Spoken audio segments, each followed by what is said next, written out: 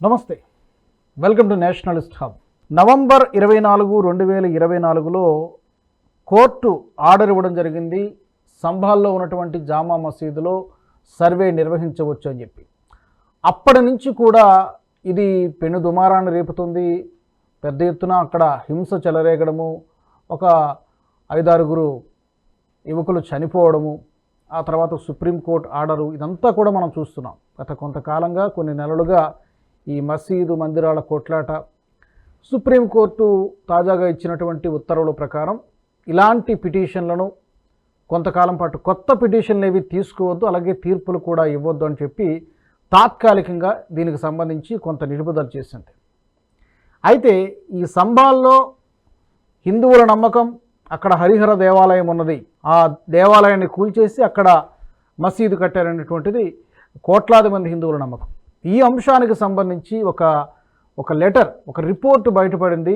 భారత మాజీ ప్రధాని నెహ్రూ గాంధీజీకి రాసినటువంటి లెటర్ అది. ఆ లెటర్లో ఏముంది, అతనే స్వయంగా ఒప్పుకున్నట్టుగా ఆ లెటర్ యొక్క సారాంశం అది మసీదు కాదు, మందిరమైనటువంటి విషయం. ఈ అంశాన్ని గురించి మనతో మాట్లాడడానికి సీనియర్ పాత్రికేయులు సురేష్ కొచ్చిటిల్ గారు అందుబాటులో ఉన్నారు. సురేష్ గారు నమస్తే అండి. నమస్కారం రాజు గారు. సురేష్ గారు, మొత్తానికి ఒక సాలిడ్ ఎవిడెన్స్ దొరికినట్టుగా మనం అనుకోవచ్చా ఈ యొక్క లెటర్తో, నెహ్రూ గారు రాసినటువంటి లెటర్తో? రాజుగారు, ఈ లెటర్ గురించి మాట్లాడే ముందు ఈ లెటర్ ఎందుకు రాశారని చెప్పేసి దాని గురించి కొంచెం వెనకకి వెళ్ళి అనలైజ్ చేయాలన్నమాట. ఈ లెటర్ ఎందుకు రాశారంటే 1924లో సెప్టెంబర్ 8వ తారీఖు అక్కడ ఒక గొడవ జరిగింది.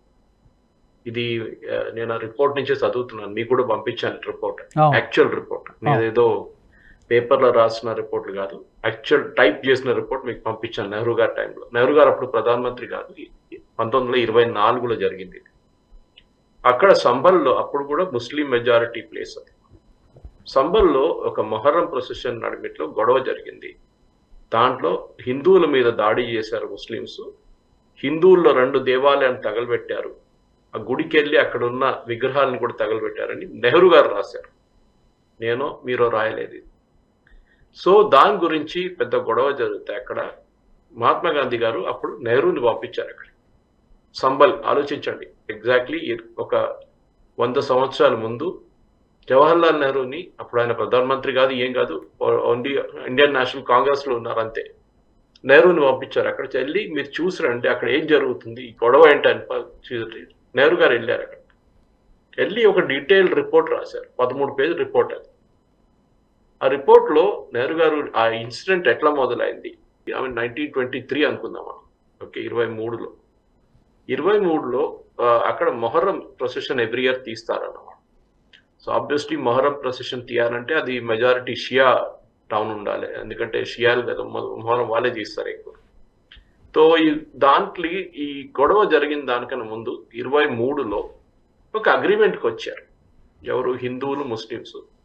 ఆ రోజు మేము పండుగ ఏం చేసుకోము, ఆ రోజు మేము జులూస్లు ఏం తీయమని చెప్పి హిందువులు ఒక కండిషన్ పెట్టారనమాట, ముస్లిం చెప్తే. సో దాని గురించి హిందువులు చేసిన ఒక ప్రామిస్ ని వాళ్ళు అప్పుడు దాకా పాటించారు. కానీ 24కు వచ్చినప్పుడు ఏమైందంటే, ఆ రోజు ఒక మేళ, ఒక చిన్న ఫేర్ అక్కడ హిందువులు పెట్టుకున్నారండి సంభాల్లో. అక్కడ వీళ్ళు మొహర్రంలో చాలా రోజులు ఉంటుంది మొహరం. మన దగ్గర మొహరం ఒకటే రోజు అనుకుంటాం మనం, కాదు, మొహరం చాలా రోజులు ప్రొసెషన్ ఉంటుంది. లాస్ట్ డేలో ఈ మేళాలో ఎవరో పాటలు పాడారు, మ్యూజిక్ పెట్టారని చెప్పి పెద్ద ఘర్షణ జరిగింది అక్కడ. దాంట్లో నేను చెప్పినట్ల కొన్ని గుడులు, అక్కడ ఉన్న కొన్ని దేవాలయాల్ని తగలబెట్టారు, దాంట్లో ఉన్న విగ్రహాల్ని తగలబెట్టి హిందువుల్ని కొట్టారు ముస్లిమ్స్ అని చెప్పి నెహ్రూ రిపోర్ట్ ఇచ్చారు. అదే రిపోర్ట్ లో నెహ్రూ దాని గురించి బ్యాక్గ్రౌండ్ కూడా ఇచ్చారు. సంబల్ ఏంటి, అక్కడ ముస్లిం మెజారిటీ టౌన్, అక్కడ ఉన్న అందరూ సీనియర్ పొజిషన్స్ లో ఉన్నారు, అందరు ముస్లింస్. అక్కడ హిందువులకు అసలు అక్కడ ఏ వాయిస్ లేదని చెప్పి నెహ్రూ రాశారు. ఈ రిపోర్ట్ లో కూడా ఆయన 2 కాలంలో రాశారు, ఏం జరిగింది, ముస్లింస్ ఏం చెప్తున్నారు, హిందువులు ఏం చెప్పారని చెప్పి ఇద్దరి దగ్గర నుంచి ఎవిడెన్స్ తీసుకున్నారు. ముస్లింస్ మెయిన్ ప్రాబ్లం ఏంటంటే, హిందువులు ఈ టైంలో, మొహరం టైంలో వాళ్ళు పాటలు పెట్టకూడదు, వాళ్ళు ప్రొసెషన్లు తీయకూడదు, మేళాలు పెట్టకూడదు అని చెప్పారు. ఆలోచించండి, అప్పుడు ఆఫ్ కోర్స్ మేము డెమోక్రటిక్ కాదు, సెక్యులర్ కాదని చెప్పొచ్చు, కానీ ఒక దేశంలో, భారతదేశంలో ఉండి హిందువులు ఏం చేయకూడదు అని చెప్పి వీళ్ళు చెప్తున్నారు. Oh. ఇప్పుడు కూడా మీరు చూస్తుంటారు, అప్పుడప్పుడు గొడవ జరుగుతుంది. ఈవెన్ హైదరాబాద్ లో కూడా, భారతదేశంలో చాలా మటుకు మజీద్ ముందు ఎవరైనా మ్యూజిక్ ప్లే చేస్తే దానికి వీళ్ళు గొడవ చేస్తారు. ఎందుకంటే మ్యూజిక్ ఇస్లాంలో హరాం, వాళ్ళకి ఇల్లీగల్, అది చేయకూడదని వాళ్ళ ఒక లాజిక్ అన్నమాట. ఈ గొడవ జరిగిన దాంట్లో నెహ్రూ కూడా క్లియర్ గా రాశారు. జామా మస్జిద్ అని చెప్పి వీళ్ళు చెప్తున్నది పృథ్వీరాజ్ చౌహాన్ కట్టిన చాలా మంచి ఒక గుడి అని నెహ్రూ రాశారు. ఆయన ఇది అలర్ట్ చేయలేదు. ఆయనకు తెలుసు అది ఏంటో, అక్కడ ఏముండేది అనేది ముందు. అది కాకుండా ఈ గుడి పృథ్వీరాజ్ చౌహాన్ కట్టిన గుడి అని చెప్పి చాలా క్లియర్ గా నెహ్రూ గారు రాసిన తర్వాత కూడా ఇప్పుడు కాంగ్రెస్ వాళ్ళు గొడవ చేస్తున్నారు, సంబల్ ఇది మనం ఎందుకు దాన్ని బయటికి తీస్తున్నాం. 24లోనే వాళ్ళ లీడర్ జవహర్లాల్ నెహ్రూ రాసిన లెటర్ ఇప్పుడు బయటపడ్డది. ఇప్పుడు ఏమంటారండి కాంగ్రెస్ వాళ్ళు, మనం ఎందుకు చెప్పాలి దాని గురించి, పాత ఐటమ్లు ఎందుకు తీసుకురావాలి బయటకి అని చెప్పి పాత ఇష్యూస్ తీసుకుంటారు. ఇప్పుడు అదే కదా వాళ్ళ డైలాగ్, స్టాండర్డ్ డైలాగ్ ఉంటుంది. కానీ ఈ 13 పేజీ రిపోర్ట్లో కూడా చాలా క్లియర్ గా అక్కడ హిందువుల మీద జరిగే అత్యాచారాల గురించి నెహ్రూ రాశారు. కానీ ఆయన ఏమంటారు, హిందువులు కొంచెం ఎగ్జాజరేట్ చేస్తున్నారు, కానీ వాళ్ళకి దెబ్బలు తాకింది చాలా మందికి, వాళ్ళ గుడులు కూడా ధ్వంసం చేశారు, దాంట్లో ఏం డౌట్ లేదని చెప్పి నెహ్రూ గారు చాలా క్లియర్ గా చెప్పారు. సో మనం ఇప్పుడు అందరు అడుగుతుందంటే ఇన్ని రోజులు ఈ లెటర్ బయటికి ఎందుకు రాలేదు, కోర్టులో ఉన్న డిస్ప్యూట్ లో కూడా ఈ లెటర్ ఇక్కడ కనిపించట్లేదు. ఎవిడెన్సరీ వాల్యూ దీనికి ఏముందంటే ఆ రోజు జరిగిన ఘర్షణకి దానికి ఉన్న ముందున్న సిచ్యువేషన్ కి అక్కడ నెహ్రూ గారు చెప్పినట్ల ఫైన్, ఇంకా ఆయన చెప్తున్నారు పురాణాల్లో కూడా రాసుందని చెప్పి నెహ్రూ కోట్ చేస్తున్నారు. పురాణాల్లో రాశారు, అక్కడి నుంచి వచ్చే అవతారం కల్కి అవతారం అక్కడి నుంచి వస్తుందని చెప్పి, సంబల్లో ఆ గుడి నుంచి వస్తుందని చెప్పి నెహ్రూ గారు కోట్ చేశారు. ఇంకేం ప్రూఫ్ కావాలండి చెప్పండి ఒకసారి, ఇదే అడుగుతున్నాను రాజు గారిని. ఇంత ప్రూఫ్ ఇచ్చిన తర్వాత వాళ్ళ ఫ్యూచర్ ప్రైమ్ మినిస్టర్, అప్పుడైనా ప్రైమ్ మినిస్టర్ కాదనుకోండి, ఆయన చెప్పిన తర్వాత మళ్ళీ ఇంకా ప్రూఫ్ అడుగుతారంటే వీళ్ళు ఎక్కడ ఏముండే అది ఏముండే ఎందుకు తవ్వుతున్నారు అని చెప్పేసి. సంబల్లో మనకు అందరికి తెలుసు, ఇప్పుడు యోగి ఆదిత్యనాథ్ గారే చెప్పారు, మనకు స్టేట్మెంట్ ఇచ్చారు ఆయన, సంబల్లో కావాల్సింది బ్యాండేడ్ కాదు, ప్లాస్టర్ పెట్టడం కాదు, సంబల్లో సర్జరీ కావాలని చెప్పారు. అంటే అక్కడ ఉన్నది ఏంటి మొత్తం తవ్వి బయటికి తీసి ప్రూఫ్ పెట్టేసి, ప్రూఫ్ వచ్చిన తర్వాత ఇప్పుడు మనకు తెలుసు చాలా మట్టుకు, ఇప్పుడు వాళ్ళు సర్వే చేసినప్పుడే ప్రూఫ్ బయటకు వచ్చింది ఆల్రెడీ. కానీ వీరేమంటున్నారు, ఇప్పుడు ఎందుకు తీస్తున్నారు, అది అప్పుడు పలగొట్టిన గుడి కదా, మీకేం ప్రాబ్లం, అది మా గుడి, మీ వాళ్ళు వచ్చి ఎవడో బయట నుంచి వచ్చినోడు, భారతదేశంలో ఉన్నాడు కాదు కదా, బయట నుంచి ఆఫ్ఘనిస్తాన్ నుంచి ఎక్కడి నుంచి వచ్చిన వాళ్ళు వచ్చి చేసి గొడవ చేసి పలగొట్టి మా గుడి పలగొట్టి దాని మీద మస్జిద్లు కట్టుకున్నారు. మీరేమో అట్లనే ఉండి అంటున్నారు, ఎట్లా ఉండేస్తామండి అట్లా. అయితే ఇప్పుడు ఈ లెటర్ని సుప్రీంకోర్టు కానీ ఇతర కోర్టులు కానీ ప్రూఫ్గా ఆధారంగా తీసుకుంటాయా, పరిగణిస్తాయా?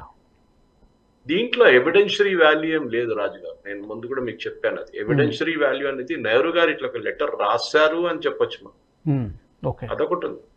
అంటే అప్పుడున్న ఒక కాంగ్రెస్ లీడర్ మోహన్ దాస్ కరమ్చంద్ గాంధీకి సబ్మిట్ చేసిన ఒక రిపోర్ట్ లో కూడా ఈ గుడి గురించి మెన్షన్ చేస్తున్నారు. ఆయనే చెప్పారు ప్రస్తావన, అక్కడ ప్రస్తావన, ఆ గుడి ప్రస్తావన కాదు రిపోర్ట్, ఇది యాక్చువల్లీ రిపోర్ట్ లో ఉంది, రిపోర్ట్ లో రాశారు క్లియర్ గా అక్కడ ఒక గుడి ఉండే అని చెప్పి చాలా మటుకు క్లియర్ గా చెప్పారు. ఎవిడెన్షరీ వాల్యూ ఉందా లేదో అది ఇంకో మాట.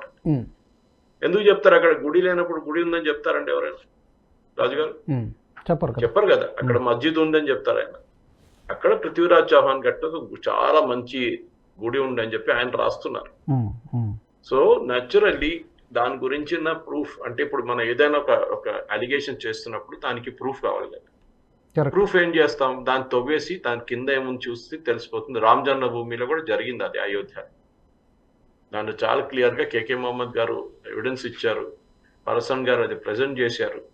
చాలా క్లియర్ ఆ పొట్టిన స్ట్రక్చర్, నేను బాబ్రీ మస్జిద్ అని పిలవను దాన్ని, ఆ స్ట్రక్చర్ కింద ఏదో ఉంది, ఒక గుడి ఉందని చెప్పి వాళ్ళు కార్బన్ క్లియర్ గా వాళ్ళు చాలా మటుకు they used x-ray and other formats చూసి అల్ట్రాసౌండ్ యూజ్ చేసి దాని కింద ఏదో ఉంది, గుడినే ఉంది, కానీ అది ఏ గుడి అని మాకు క్లియర్ గా తెలియట్లేదు, అది మొత్తం తవ్వుతూనే వస్తుంది అంటే సుప్రీంకోర్టు అన్నారు అక్కర్లేదులే, గుడి ఉంది కదా, సారీ అది రాముడి గుడియో అది విష్ణువో లేకుంటే కృష్ణుడు కూడా మనకు తెలియక్కర్లేదు, కానీ గుడి ఉండే అక్కడ, ఆ ప్రూఫ్ అయితే ఉంది. అది కూడా వీరు అంగీకరించలేదు. మీకు గుర్తుంటుంది కాంగ్రెస్ వాళ్ళు అప్పుడు సుప్రీంకోర్టు అట్లంటే చెప్తారు గుడి ఉందని చెప్పి వాళ్ళు చూసారా అని చెప్పేసి. సో సంబల్లో కూడా ఇప్పుడు జరగాలి. సంబల్ ఒక్కటే కాదు రాజు, సంబల్ అని అయిపోయింది కదా అని చెప్పేసి ఇంకో ప్లేస్ తీసుకోకుండా ఎక్కడెక్కడ మన హిందూ ధర్మం మీద వీళ్ళు అత్యాచారాలు చేశారు, ఇస్లామిస్ట్ చేశారు, ఆ ప్లేసెస్ అన్ని రీక్లెయిమ్ చేయాలి.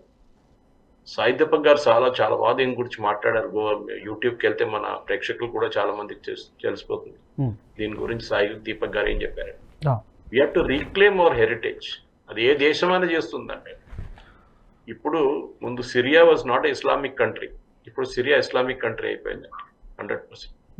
ఇరాన్ ఇస్లామిక్ కంట్రీ కాకుండా ముందు ఇరాన్ ఇస్లామిక్ కంట్రీ అయిపోయింది. అట్లా ఏ కంట్రీ అయినా చూడండి, ఇరాక్ నుంచి మీరు వస్తూ వచ్చి కంప్లీట్ గా అన్ని ఈ ఎక్కడెక్కడ ఇస్లామిక్ దేశాలు ఉన్నాయి 57 అంత ఉంది కదా ఇప్పుడు, అక్కడన్నీ మీరు చూడండి ముందు హిందూ ఉండే లేకుంటే ముందు ఏదైనా వాళ్ళ ఒరిజినల్ వాళ్ళ కల్చర్ ఉండే. ఈవెన్ ఇప్పుడు మీరు ఇండోనేషియాకి ఎక్కడ వెళ్ళా కానీ బాలి మీకు చెప్తారు కదా, బాలి ఉందని చెప్తారు. బాలి ఏంటండి, బాలి పేరు ఎక్కడి నుంచి వచ్చిందండి? న్యాచురల్లీ అక్కడ హిందూ ఇన్ఫ్లుయెన్స్ ఉండే కదా.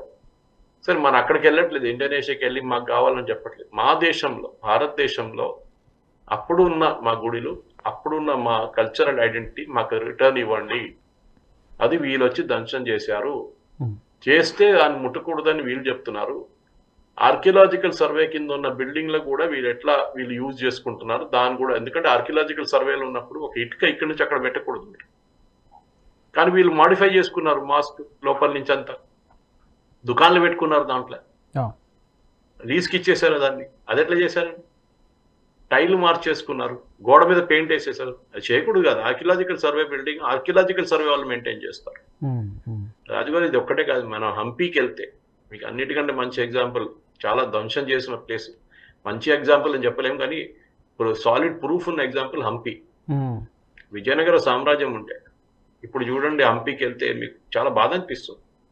ఎన్నో సంవత్సరాలు కష్టపడి కట్టిన ఒక సామ్రాజ్యాన్ని మొత్తం ధ్వంసం చేశారు వీళ్ళు వచ్చి, ఇస్లామిస్ట్ వచ్చి. దాంట్లో మిగిలింది కొంచెమే, విరూపాక్ష టెంపుల్ కొన్ని అక్కడిక్కడ మిగిలింది, కానీ మిగతా అంతా పోయింది మొత్తం కంప్లీట్. అట్లా చాలా ఎగ్జాంపుల్స్ ఉన్నాయి చూసుకుంటే. మన యూనివర్సిటీ తగలబెట్టారు తక్షశిల, నలంద అని. మళ్ళీ అంటారు దాన్ని రీక్లెయిమ్ చేయకూడదు అంటారు. ఎందుకండి మా హెరిటేజ్ అది. We are proud, we are the only civilisation, surviving civilisation. మీరు చూడండి ఈజిప్షియన్ సివిలైజేషన్ పోయిందా కంప్లీట్ గా? వాళ్ళు ఇస్లామిస్ట్ ఉన్నారా? కాదు. కానీ ఇప్పుడు Egypt is an Islamic country. నేను సిరియా గురించి చెప్పాను మీకు, ఇరాక్ గురించి చెప్పాను మీకు, ఆఫ్ఘనిస్తాన్.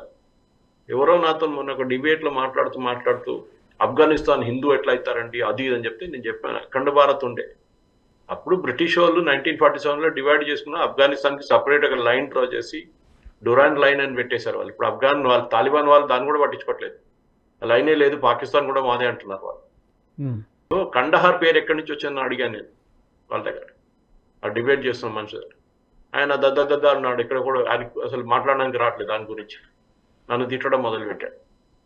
సో మన ప్రూఫ్లు చెప్పుకుంటూ పోతే చాలా దూరం వెళ్ళొచ్చు మనం, ఇక్కడ మనం వెళ్ళట్లేదు. సురేష్ గారు మీరు చెప్పినట్టుగానే, మీరు అన్నట్టుగానే సేమ్ ఇదే అభిప్రాయాన్ని యూపీ సీఎం యోగి ఆదిత్యనాథ్ గారు కూడా ఇదే మాట అన్నారు. ఈ మధ్యకాలంలో రిపీటెడ్గా చెప్తున్నారు, కోల్పోయిన ప్రతి ఇంచుని మళ్ళీ మేము దక్కించుకుంటాం, తిరిగి సొంతం చేసుకుంటామని యోగి ఆదిత్యనాథ్ గారు చెప్తున్నారు, పదే చెప్తున్నారు సమయం సందర్భం వచ్చినప్పుడల్లా. మరోపక్క హిందూ సమాజానికి చెందినటువంటి కీలకమైనటువంటి వ్యక్తి ఆర్ఎస్ఎస్ చీఫ్ మోహన్ భాగవత్ గారేమో అఫ్కోర్స్ అది ఆయన అభిప్రాయం అనుకోవచ్చు. మీరు చూశారు కదా కామెంటు, మందిరాలు మసీదులు కొట్లాట ఆపేసేయండి, మనకి ఏదో దొరికింది, ఏదో వచ్చింది, అయోధ్యలో మనం కట్టుకున్నాం, మహా అయితే ఈ 3 కాశీ, మధుర, అయోధ్య, ఈ 3 చాలు, ఇక ప్రతి మసీదు కింద ఉన్నటువంటి శివాలయాన్ని మనం తవ్వి తీయక్కర్లేదు, ఇలా అయితే హార్మోని దెబ్బతింటుంది అని చెప్పి ఆయన అభిప్రాయాన్ని ఆయన చెప్పడం, దానికి కౌంటర్స్ కూడా వచ్చాయి. ఇది ఇద్దరు జ్యోతిర్మఠం నుంచి శంకరాచార్య ఆయన అవిముక్తేశ్వరానంద, ఇంకొక ఆయన కూడా రామభద్రాచార్య, ఆయన కూడా భిన్నమైనటువంటి అభిప్రాయాన్ని వ్యక్తపరిచారు. ఇది వాళ్ళ వ్యక్తిగత అభిప్రాయాలుగా మనం తీసుకొని వదిలేయాలా? ఎందుకంటే హిందూ సమాజంలోనే డిఫరెంట్ ఒపీనియన్స్ మనకి వినబడుతున్నాయి ఈ విషయంలో. యోగి గారు ఒక మాట మాట్లాడతారు, మోహన్ భగవత్జీ మరొక మాట మాట్లాడతారు. దేనికి కట్టుబడి ఉండాలి? మీ వ్యక్తిగత అభిప్రాయం ఏంటి ఒక సీనియర్ జర్నలిస్ట్గా? హిందూ కమ్యూనిటీని రిప్రజెంట్ చేసేది ఒక ఆర్గనైజేషన్ లేదండి. అది ఆర్ఎస్ఎస్ కానీ కానివ్వండి, శంకరాచార్యులు కానీ, వీరెవరు రిప్రజెంట్ చేయట్లేదు. హిందూ సమాజం అనేది ఒక మోనోలిథిక్ బ్లాక్ అని. మాకేం కావాలని మా దగ్గర అడగండి, మా లీడర్ల దగ్గర అడగకండి. ఒక మనిషి దగ్గర వెళ్ళి మీ గుడి అక్కడ ఉండే ముందు దాన్ని పరగొట్టారు, దాని మీద మస్జిద్ కట్టారు, మీరేం చేయమంటారు? వాళ్ళేమంటారు? మా గుడి మాకు వాపస్ కావాలంటారు. అంతే. మనం సెక్యులర్, మనం అది అంత వచ్చేసింది కదా, రామ జన్మభూమి వచ్చేసింది కదా, ఇంకెందుకు ద్వారకాకి ఎందుకు వెళ్తున్నారు, కాశీకి ఎందుకు వెళ్తున్నారు అంటారు. సారీ, మోహన్ భాగవత్ గారు చెప్పిన దానికి నేను అస్సలు అగ్రీ కావట్లేదు నేను. ఎందుకంటే అదే ఆయన పర్సనల్ ఒపీనియన్ చెప్పుకోవచ్చు, కానీ హిందూ కమ్యూనిటీ గురించి చెప్పగలిగిన అథారిటీ ఎవరికి లేదండి. Nobody represents the Hindu community. ఒక సింగిల్ లీడర్ లేరు హిందూ కమ్యూనిటీ.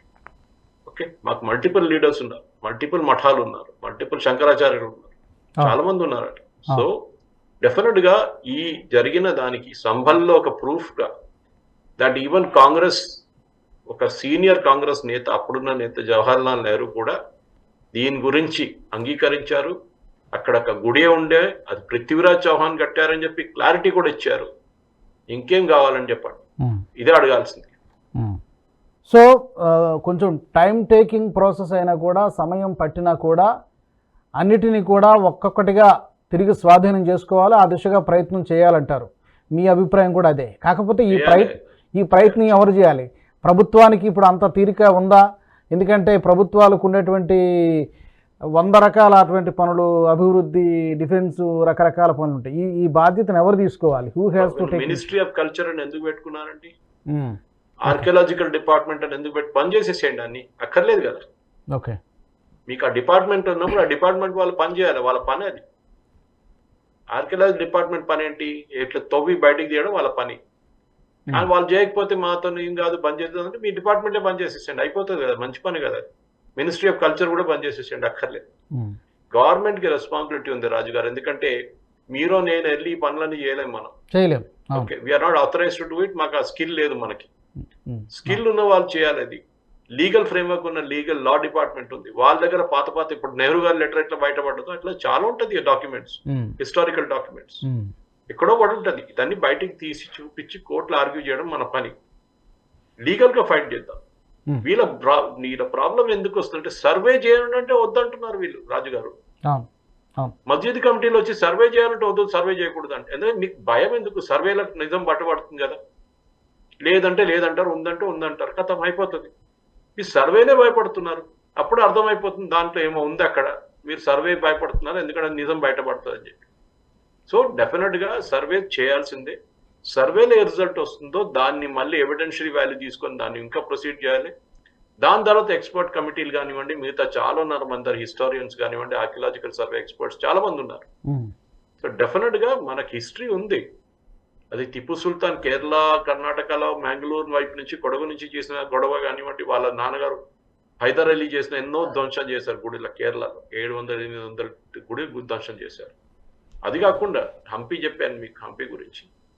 మన సామ్రాజ్యం, భారత సామ్రాజ్యం ఎక్కడ దాకా ఉండే అండి ఆ టైంలో? కంబోడియా దాకా ఉండే, మనకు అందరు తెలుసు. ఇప్పుడు కూడా కంబోడియాలో టెంపుల్స్ ఉన్నాయి, విష్ణు టెంపుల్స్ ఉంది అక్కడ, చాలా మటుకు అక్కడ గుడ్లు ఉన్నాయి. అక్కడ మీరు థాయిలాండ్కి వెళ్ళండి, మీరు కంబోడియాకి వెళ్ళండి, ఇండోనేషియాకి వెళ్ళండి, ఎక్కడైనా ఆ హిందూ సివిలైజేషన్ ఉండే అక్కడ. కానీ మనం ఇప్పుడు అక్కడ వెళ్ళి అది కావాలని చెప్పట్లేదు. మన దగ్గర భారతదేశంలో ఉన్నాయి, ఉన్న భారతదేశంలో. పాత భారతదేశం అయితే పోయింది కదా, అఖండ భారత్ ఇప్పుడు లేదు. 5 మంది కూర్చొని రౌండ్ టేబుల్లో కూర్చొని మన దేశాన్ని విభజించారు. అది మీరు గుర్తుపెట్టుకోండి. ప్రజల దగ్గర అడగలేదు, భారత ప్రజల దగ్గర దేశం విభజించాలని అడగలేదు. అప్పుడు 1947లో 5 కూర్చున్నారు, వాళ్ళు డిసైడ్ చేసుకున్నారు అంతే. సో డెఫినెట్ గా we have a right to ask, మా హెరిటేజ్ మాకు కావాలండి. అది చాలా ఇంపార్టెంట్. అది ఎవరైనా చెప్పుకోనండి, అక్కర్లేదు పోయింది అది ఇదంటే కాదు. ఒక లీగల్ సిస్టమ్ ఉన్నప్పుడు ఈ దేశంలో, ఆ లీగల్ సిస్టమ్తోనే మనం ఫైట్ చేసి రిటర్న్ తీసుకురావాల్సింది. కరెక్ట్, మీరు అన్నది వాస్తవం. మరి ఈ సుప్రీంకోర్టు తాత్కాలికంగా ఇచ్చినట్టుంది, మరి ఫిబ్రవరి వరకు ఉన్నట్టుందా? తర్వాత మళ్ళీ ఆ నిర్ణయాన్ని ఏమైనా సమీక్ష చేస్తుందా, మరికొంతకాలం కొనసాగిస్తుందా? సుప్రీంకోర్టు సింగులర్ కేసు డీల్ చేయట్లేదు రాజుగారు ఇక్కడ. I think it's misconception.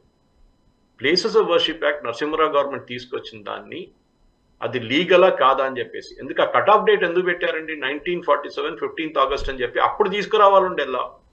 ఎప్పుడు నెహ్రూ గారు ఉన్న టైంలో, ఫస్ట్ ప్రధానమంత్రిగా ఉన్నప్పుడు, లేకుంటే రిపబ్లిక్ అయిన తర్వాత 1950లో చేయాలండేది. 1991లో వీళ్ళకి ఎందుకు గుర్తొచ్చిందంటే, బాబ్రీ స్ట్రక్చర్ కూల్ కొట్టినప్పుడు కాంగ్రెస్ వాళ్ళకి భయం వచ్చేసింది, ఇంకా వీళ్ళు హిందువులలో ఏం చేస్తారో అని భయపడి ఆ కొత్త లాని తీసుకొచ్చారు అప్పుడు 91లో. దాంట్లో కట్ ఆఫ్ డేస్ 47 అని పెట్టారు. ఎందుకు 47 పెట్టారండి? మీరు 1857 పెట్టొచ్చు కదా, first war of Indian independence, అక్కడ పెట్టొచ్చు కదా. ఇప్పుడు దానికన్నా ముందు పెట్టొచ్చు కదా, 1700 పెట్టొచ్చు కదా. మీరు 1947 15th ఆగస్ట్లో ఏ స్ట్రక్చర్ ఎట్లా ఉందో అక్కడే ఉండాలని చెప్పి ఎవరు రైట్ ఇచ్చారండి? నరసింహరావు గవర్నమెంట్కి. ఆ నరసింహరావు గారు పాపం ఆయన చేయలే అనుకుంటే ఆయన మీద ప్రెషర్ పెట్టారు వీళ్ళందరూ కలిసి. ఎందుకంటే ఆయనకు ఒక బ్లాక్ మార్క్ లాగా అయిపోయింది Babri structure demolition. So definite గా ఆ భయం ఉండే, దానికోసం ఆ ప్లేసెస్ ఆఫ్ వర్షిప్ యాక్ట్ తీసుకొచ్చారు. దాన్ని డెఫినెట్ గా we have to oppose it. అది ఇల్లీగల్. అది ఏ స్ట్రక్చర్ అక్కడ ఉందో అక్కడ ఉండకూడదు. అక్కడ ఏముందే ముందు దాన్ని ముందు చెక్ చేయండి, దాని ప్రూఫ్ చూడండి, దాన్ని అన్ని సైంటిఫిక్ ఇన్వెస్టిగేషన్ చేయండి, కార్బన్ డేటింగ్ చేయండి. దాని తర్వాత మళ్ళీ గుడి కట్టాలని మేము కడతామండి. గవర్నమెంట్ నుంచి 10 పైసలు మనకు అక్కర్లేదు. రామ్ జన్మభూమి మీద చూపించాం కదా, రామ గుడి కట్టాం కదా, విత్ పబ్లిక్ డొనేషన్ కట్టాం కదా, గవర్నమెంట్ దగ్గర డబ్బులు ఏం తీసుకోలేదు కదా. అది మనం చెప్తున్నాను.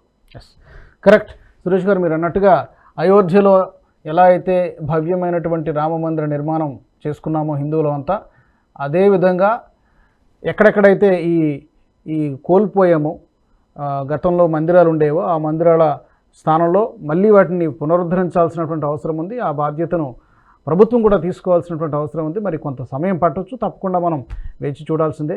Thank you very much Suresh గారు, ధన్యవాదాలు. ఇది వాళ్ళ ప్రత్యేక చర్చ. ఈ వీడియో మీకు నచ్చినట్టయితే లైక్ చేయండి, షేర్ చేయండి. అలాగే ఈ ఆలయాల పునరుద్ధరణకు సంబంధించి, అలాగే ఈ నెహ్రూ గారు రాసినటువంటి ఈ లేఖకు సంబంధించి ఈ అంశం పైన మీ అభిప్రాయాలను కూడా తప్పకుండా కామెంట్ రూపంలో తెలియచేయండి.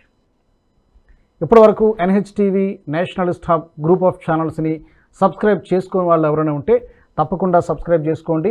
జాతీయవాద జర్నలిజాన్ని ప్రోత్సహించండి. Keep watching Nationalist hub. ఈ వీడియో మీకు నచ్చినట్టయితే లైక్ చేయండి, 10 మందికి షేర్ చేయండి. అలాగే కామెంట్ల రూపంలో మీ అభిప్రాయాలను మాతో పంచుకోండి. Nationalist hub group of channels ను సబ్స్క్రైబ్ చేసుకుని తెలుగునాట జాతీయవాద జర్నలిజాన్ని ప్రోత్సహించండి. ఈ వీడియో కింద ఉన్న బెల్ ఐకాన్ పై క్లిక్ చేయడం మర్చిపోవద్దు.